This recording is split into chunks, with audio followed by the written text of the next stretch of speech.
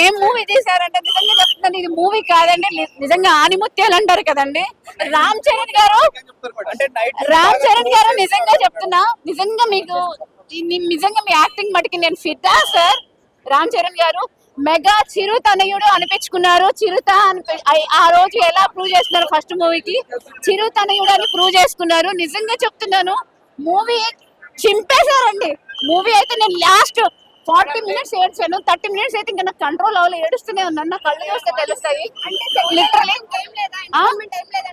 Entertainment ఏంటంటే అసలు movie first నుంచి మీరు చూస్తే, ఫస్ట్ నుంచి లాస్ట్ వరకు మీకు అసలు బోర్ కొట్టని మూవీ, అసలు బోర్ కొట్టదు. దురంధర్ కాదంటే దురంధర్ అన్నారు కదా, దురంధర్ మూవీ అన్నారు కదా, దాన్ని మించి మీరు అసలు కుర్చీలోంచి కదలకుండా చూసే మూవీ ఇదండి. నేను చెప్తున్నా 100%, లిటరల్లీ నేను చెప్తున్నా ఈ మూవీకి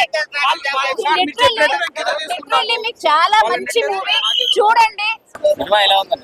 అన్న సినిమా ఎలా ఉంది అడిగితే, మన సినిమా మెగా ఫ్యాన్స్ కి ఇట్లా కాళ్ళకి రేగేసుకోవచ్చు అన్న.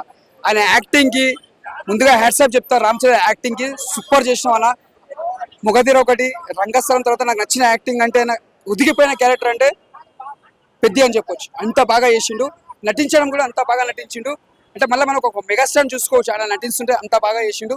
ఆ డ్యాన్స్ కానీ, పర్ఫార్మెన్స్ కానీ, ఆ ఏడవడం కానీ, అంటే అసలు ఆ క్యారెక్టర్ చేస్తుంటే మనకే ఏడుపు రావాలి. ఆ లాస్ట్ ఒక 10 మినిట్స్లో లాస్ట్ రామ్ చరణ్ చూస్తుంటే పక్కోళ్ళు కూడా ఏడుస్తారు ఆ క్యారెక్టర్ తగ్గట్టు. అంతా ఏడుపు వస్తుంది సినిమా, అంతా బాగుంది. అంటే క్యారెక్టర్ తగ్గట్టు న్యాయం చేసిండు.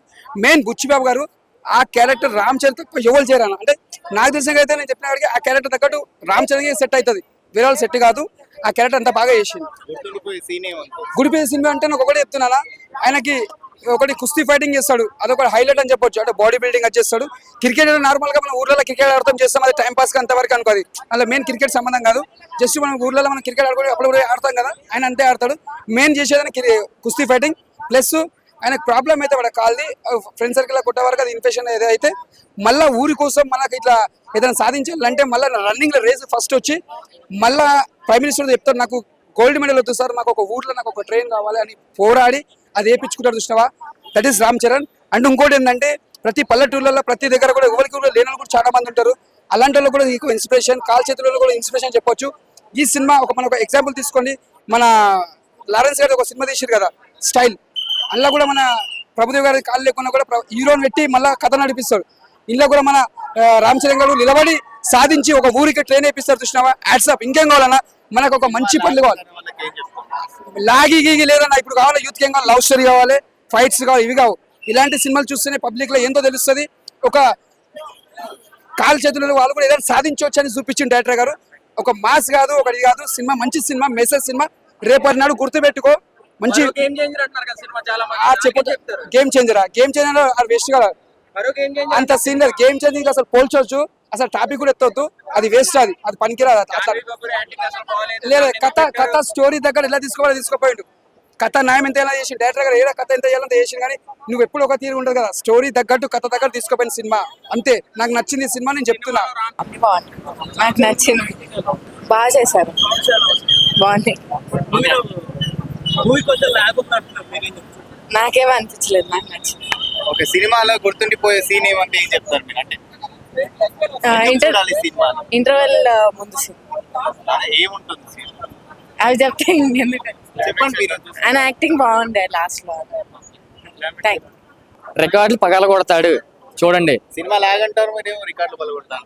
ఎవరన్నా లాగ్ అని నువ్వు చూసావా అంటారు, ఒక ఫీలింగ్. అది నా ఫీలింగ్ అయితే బాగుంది, చూడొచ్చు. స్పోర్ట్స్ మ్యాన్స్ యొక్క కమిట్మెంట్ అనేది బాగా చూపించాడు. ఒక విలేజ్ బ్యాక్గ్రౌండ్ నుంచి వచ్చిన మూవీ, ఒక విలేజ్ కి ఒక ట్రాన్స్పోర్టేషన్ లేకపోవడం వల్ల ఉండే నష్టాన్ని దాని నుంచి పికప్ చేసుకుని స్టోరీ బాగా కంటెంట్ బాగా రాసి, అయినా ఆయన కూడా విజయనగరం సంబంధించిన పిఠాపురం అయినా కదా. సో ఆ విలేజ్ బ్యాక్గ్రౌండ్ తీసుకుని స్క్రీన్ పే చూపించి బ్యాక్గ్రౌండ్ తీసుకుని రామ్ చరణ్ గారు యాక్టింగ్ కుమ్మేశాడు. ఆయన జాన్వీ కపూర్ గారి పేరు కూడా ఇంకా బాగుంది. బుచ్చిబాబు గారిని చెప్పకలేదు, ఆయన ఇంకా మూవీస్ వస్తూ ఉంటాయి. సెకండ్ హాఫ్ ల్యాగ్ అంటే ఎందుకు ఫీల్ అవుతున్నారంటే, ఆయన ఒక క్రికెట్ బ్యాక్గ్రౌండ్ ని తీసుకొస్తే వాళ్ళు ఒక ఊరంతా ఈయనకి యాంటీ అయిపోద్ది. అది కాదు, నా ఊరిని ఐడెంటిటీ కావాలి. ఆ ఐడెంటిటీని ఎలా తీసుకురావాలి, వీళ్ళు సపోర్ట్ చేయనప్పుడు ఏం చేయాలి, ఒక సపోర్ట్ చేసే వ్యక్తి కుస్తీ ఉన్నాడు కదా మన ఆయన కర్ణాటక నుంచి వచ్చిన ఆయన. ఆ క్యారెక్టర్ తీసుకున్నారు, ఆయనకి తోడవుతారు. ఒక బజరంగ బలి వస్తారు, బజరంగ బలి ఆ సీన్స్ ఉంటాయి, ఫైట్ సీన్స్ ఉంటాయి, మామూలుగా ఉండదు. ఒళ్ళు గదరబుచ్చుతారు. రామ్ చరణ్ గారి ఎనర్జీ లెవెల్స్ హై లెవెల్ ఉంది, మామూలుగా లేదు. ఆ హై లెవెల్ కి బుచ్చిబాబు డైరెక్షన్ యాడ్ అయ్యి ఒక మూవీ అంటే ఒక హై లెవెల్కి వెళ్ళింది. అది సినిమాకి ముందు ఇచ్చిన హైట్ సినిమాలో లేదంటున్నారు. లేదు అలా అని కాదు, సినిమా చూడండి ఎందుకు అయిపోలేదు. ఇప్పుడు ఒక మెగాస్టార్ లెవెల్లో ఆయన తీసుకుని ఆ స్టోరీకి, ఆ లెవెల్కి, ఆయన పెర్ఫార్మెన్స్కి మొత్తం సూపర్గా ఉంది అన్న మూవీ. జాన్వీ మేడం కూడా బాగా చేశారు. క్యారెక్టర్ కి అంత ఇంపార్టెన్స్ లేదంటున్నారు, జస్ట్ గ్లామర్. ఎక్కడ యాడ్ చేయాలో అక్కడ యాడ్ చేయాలి. సాంగ్ వచ్చింది కదా, ఆ సాంగ్ కి చిక్రీ చిక్రీ సాంగ్ బాగుంది. ఆ బీజిఎం అయితే అతర కొట్టింది ఏఆర్ రెహమాన్ గారు. సాంగ్స్ లో చూసినప్పుడు కొంచెం లో అనిపించిందేమో కానీ బీజిఎం మాత్రం ఎరగ తీసిండు ఆయన.